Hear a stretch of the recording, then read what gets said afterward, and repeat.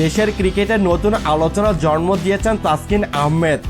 Cricket বোর্ডের নাম প্রকাশে অনিচ্ছুক এক কর্মকর্তার বরাত দিয়ে বলা হয়েছে, ভারতের বিপক্ষে ঘুম থেকে উঠতে দেরি হয়েছিল তাসকিনের, আর এই কারণেই তাকে ছাড়াই 22 জন ভারতের বিপক্ষে খেলতে নেমেছিল বাংলাদেশ দল।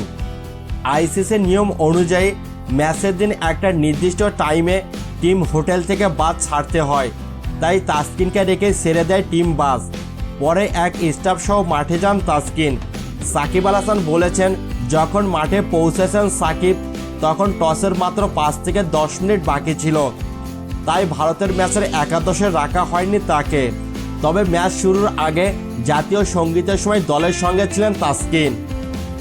আজ মঙ্গলবার বাংলাদেশ ক্রিকেট বোর্ডের সভাতেও নাকি এই নিয়ে আলোচনা হয়েছে। এর আগেই অবশ্যই এই ঘটনা পুরোপুরি মিথ্যা নয় তার আভাস মিলেছে। মেজর লিগ ক্রিকেট খেলতে আজ বিকেলে যুক্তরাষ্ট্রের উদ্দেশ্যে দেশ ছাড়ার আগে বিমানবন্দরে এই নিয়ে কথা বলেছেন সাকিব।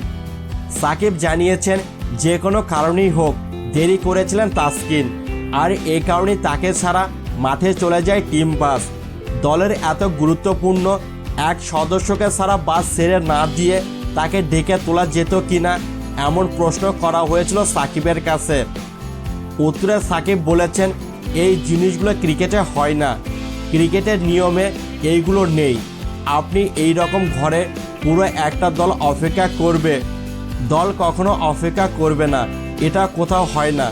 আমরা যখন বয়সভিত্তিক ক্রিকেট খেলে এসেছি, এখনও আমার মনে আছে আমাদের এমনও হয়েছে যে ক্রিকেটার পেছন যে দৌড়াচ্ছে, কিন্তু বাসের দরজা লেগে গেছে, তাই বাস চলে গেছে।